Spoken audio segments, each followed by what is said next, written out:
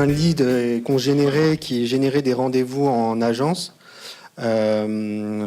ont pu, en fait, derrière, ne transformer pas. Ça veut dire créer du no-show, des personnes qui ne se rendaient pas au rendez-vous, des personnes derrière qui venaient simplement pour voir le prix qu'on pouvait offrir. Et du coup, on s'est rendu compte que cette typologie de mots-clés était trop éloignée de notre pur métier qui était de racheter des voitures. Et du coup, c'est un gros pan de mots-clés qu'on a coupé et qui générait énormément de volume, mais qui ne transformait pas derrière.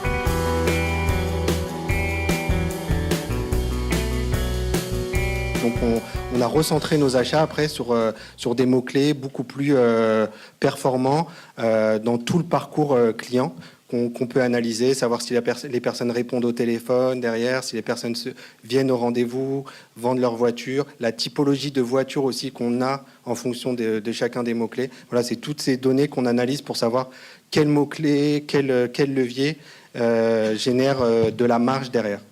Et effectivement, après, moi, j'ai été éditeur aussi d'un site de coupons. Donc après, effectivement, sur la transparence, c'est vrai que du côté de l'éditeur, c'est compliqué parce que effectivement, il n'y a pas forcément toute la transparence.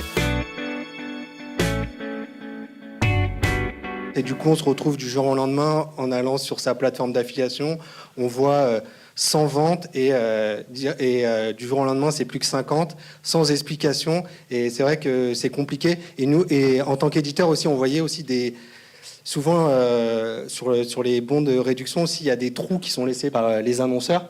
Moi, j'ai fait le test chez Marionnaud. J'ai mis une simple page bien référencée, code promo Marionnaud, qui avait plein de codes promo qu'on a listé là-dessus, qui s'appelait mention légale avant, et on est remonté quasiment en première position, et du coup on a baissé les codes promo, et du coup on a eu les codes promo qui étaient plus intéressants que voilà. Donc il y a souvent voilà, la transparence, elle n'était pas toujours et pour avoir travaillé en plateforme aussi, voilà, on nous disait souvent voilà le fichier à uploader, voici l'annulation des ventes, merci, au revoir, et voilà.